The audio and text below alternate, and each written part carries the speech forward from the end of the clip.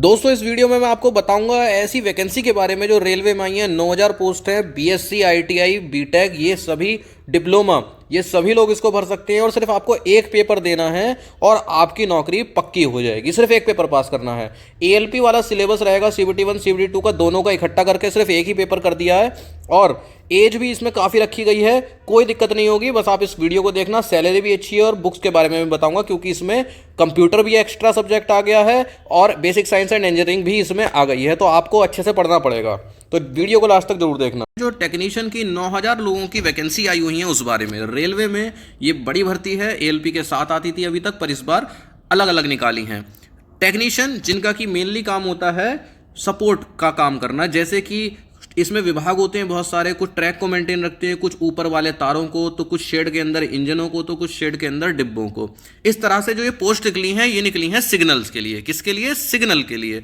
यानी जो खंबे लगे होते हैं, लाल पीले हरे सिग्नल होते हैं, उनको कोई परेशानी आ जाए, वो खराब हो जाए या फिर नए लगाने हो, ये सभी काम आपके इसमें रहेंगे। यानी कि आपका ऑफिस का काम नहीं रहने वाला है इन पोस्ट में, इन जॉब में। आपको लाइन पर आना पड़ेगा और वहां पर काम करना पड़ेगा। धूप हो, सर्दी हो, गर्मी हो, आपको हमेशा तत्पर रहना पड़ेगा। रेलवे की नौकरी इसी प्रकार की होती है। अब मैं आपको बात बताता हूं। 9 मार्च से इसके फॉर्म भरने शुरू हो जाएंगे और 8 अप्रैल तक भरे जाएंगे। इसमें 2 पोस्ट निकाली हैं, एक टेक्नीशियन ग्रेड 1 और दूसरी टेक्नीशियन ग्रेड 3 की। जो टेक्नीशियन ग्रेड 1 है उसकी जो ग्रेड पे है वो है 2800 और टेक्नीशियन ग्रेड 3 की ग्रेड पे है 1900। अब बहुत से बच्चे कंफ्यूज हो जाएंगे कि इसमें हमें तनख्वाह कितनी मिलेगी। तो मोटा मोटा अगर मैं बता दूं तो 2800 ग्रेड पे पर तनख्वाह आपकी बनती है करीब करीब जाकर 40,000, अप्रॉक्सीमेट फिगर है। और अगर मैं दूसरे की बताऊं, 1900 ग्रेड पर आपकी जो तनख्वाह बनती है वो बनती है करीब करीब, यार ऊपर वाली 40 नहीं 45 कर लो, ऊपर वाली 45 कर लो और ये करीब करीब आपकी 35,000 बनेगी, है ना। ग्रेड 1 वाले की 45 और उससे भी ऊपर जा सकती है, और 1900 ग्रेड पे की 35 और उससे भी ऊपर जा सकती है। ऊपर कैसे जा सकती है? क्योंकि आप लाइन पर काम करेंगे तो आपको थोड़े से अलाउंस मिलेंगे ज़्यादा। उम्र की बात करी जाए तो टेक्नीशियन ग्रेड 3 में 18 से 36 वर्ष और टेक्नीशियन ग्रेड 3 में 18 से 33 वर्ष। अब बात कर लेते हैं कुछ जरूरी पॉइंट्स की जो मैंने पहले से ही निकाल के रखे हुए हैं। इसमें 3 साल का एज रिलैक्सेशन आपको मिलेगा। अब आप में से बहुत से बच्चे कंफ्यूज रहेंगे कि ये जो उम्र है ये नापी किस तारीख तक जाएगी। तो ये मैं आपको बता दूं, कुछ बच्चे अभी भी ओवर एज हो रहे होंगे ना, बिल्कुल, तो ये अभी से नहीं नापी जाएगी। ये 1/7/2024 इतनी तारीख तक आपकी 36 या फिर 33 से कम होनी चाहिए। ग्रेड 1 में आपको अप्लाई करना है तो इतनी तारीख तक आपकी 36 नहीं होनी चाहिए, है ना। और अगर ग्रेड 3 में अप्लाई कर रहे हो तो इतनी तारीख तक 1 जुलाई 2024 तक आपकी जो एज है वो 33 नहीं होनी चाहिए। अब बहुत से बच्चे पूछेंगे भैया हम फाइनल ईयर में, जो भी बच्चे फाइनल ईयर में या फिर जिनका भी रिजल्ट जो है वो वेटिंग में है, ठीक, जो रिजल्ट है वो वेटिंग में है, वो सब अप्लाई नहीं कर सकते, ठीक है। फाइनल ईयर, वेटिंग रिजल्ट, ये सब लोग अप्लाई नहीं कर सकते। जिनका रिजल्ट आ चुका है वही अप्लाई कर सकते हैं।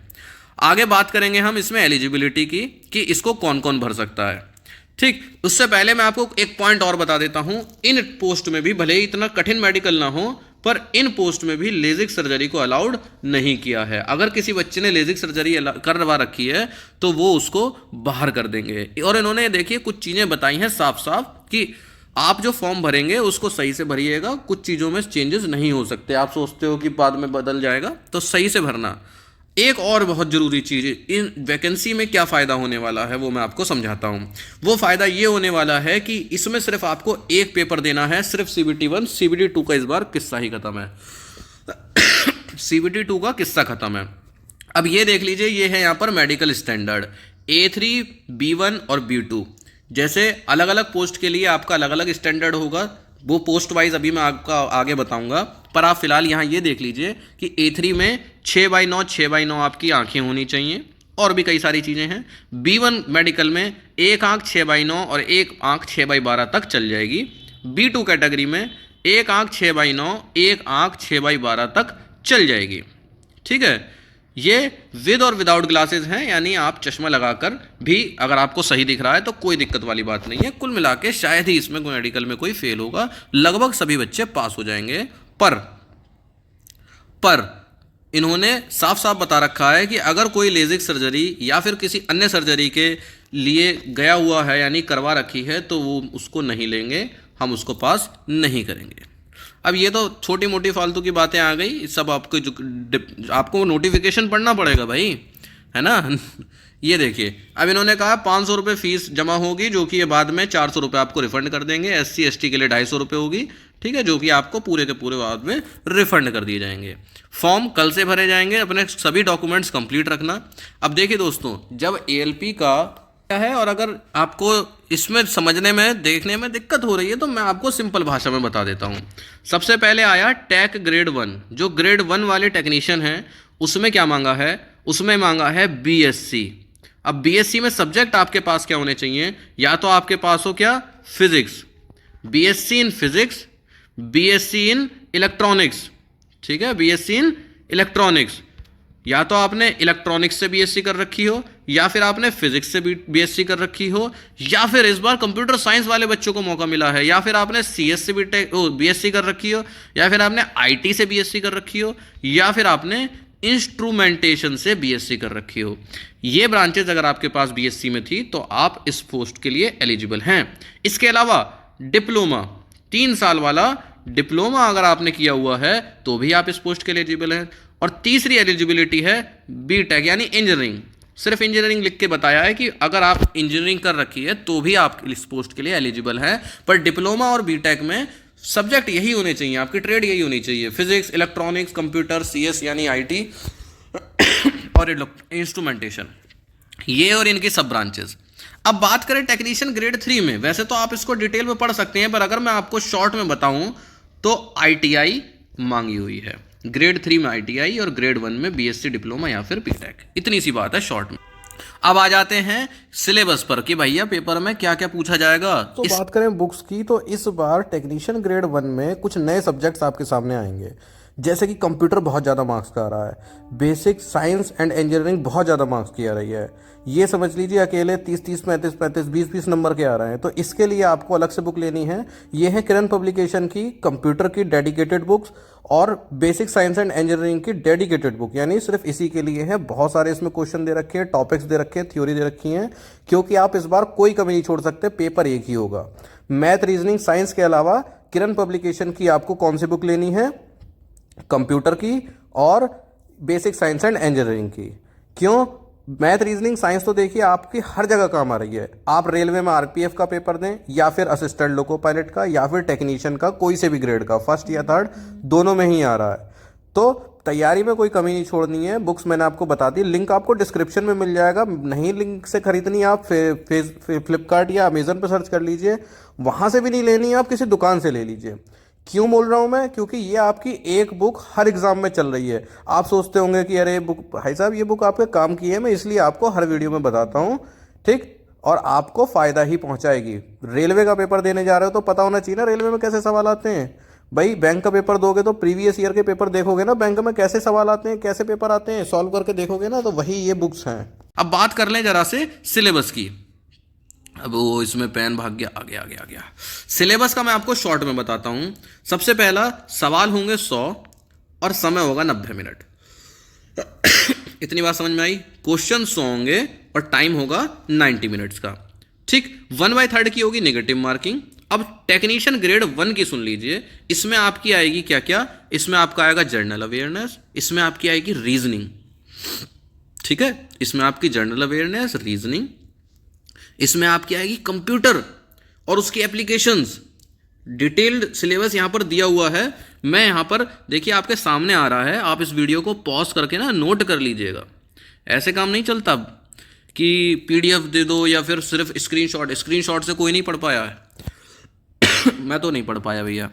इसके बाद मैथ आएगी आपकी और बेसिक साइंस एंड इंजीनियरिंग। अब आपने एक चीज़ नोटिस करी, जो यहाँ पर ALP में CBT 2 प्लस CBT 1 का सिलेबस था ना, वो इन्होंने एक ही साथ दे दिया। देखो CBT 1 में क्या था, मैथ, रीजनिंग, साइंस, GK, ठीक, GK CBT 1 में थी और बेसिक साइंस एंड इंजीनियरिंग और CS कंप्यूटर साइंस CBT 2 में थी। इन्होंने सारे सब्जेक्ट कंबाइन कर दिए और बोला कि भैया ये सारे सब्जेक्ट आएंगे और आपका सिर्फ और सिर्फ एक ही पेपर होगा CBT, जिसको कि आपको पास करना है। और मार्क्स का डिस्ट्रीब्यूशन कैसे है, जनरल अवेयरनेस के आएंगे 10 सवाल, रीजनिंग के आएंगे 15 सवाल, कंप्यूटर के आएंगे 20 सवाल, मैथ के आएंगे 20 सवाल, और basic science and engineering 35 number की। पहले भी मैं आपसे कहता था मैथ रीजनिंग साइंस अगर पकड़ आपने बना ली तो काम हो गया।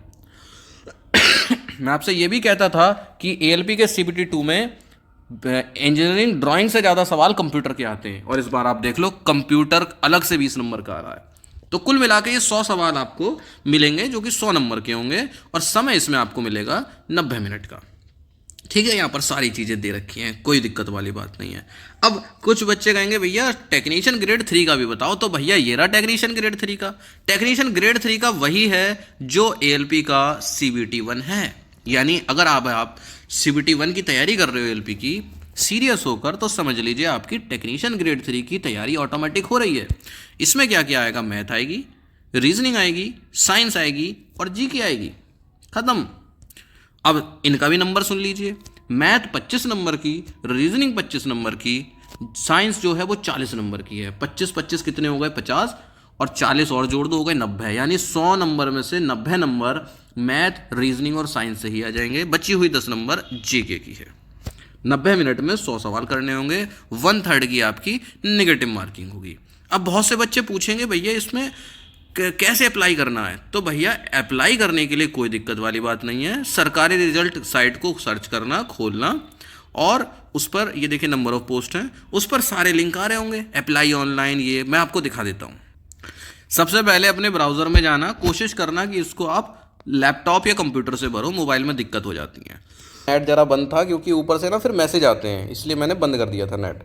तो सरकारी रिजल्ट वेबसाइट आप खोलेंगे, कंप्यूटर या लैपटॉप पे खोलना, और इसके बाद आप ढूंढोगे ना इसमें, तो आपको सबसे ऊपर मिल जाएगा आरआरबी एएलपी। तो यहाँ पर आप देखोगे टेक्नीशियन की सबसे ऊपर है, आपने किया क्लिक, ये खुल गया टेक्नीशियन वाला पेज। ठीक है, यहाँ पर आपको बेसिक सारी जानकारी दे देगा, पोस्ट बता देगा कौन सी आरआरबी से कितनी पोस्ट हैं। अगर आपको कन्फ्यूज़न है कि आपको किस आरआरबी से भरनी है, तो मैं आपको सीधे सीधे जवाब दे देता हूँ। जहाँ पर आपका घर पड़ता है वहाँ से भरो, सीटों के चक्कर में मत रहो कि वहाँ पर सीट ज़्यादा है यहाँ पर कम है। जहाँ आपका घर पड़ता है वहाँ से भरो।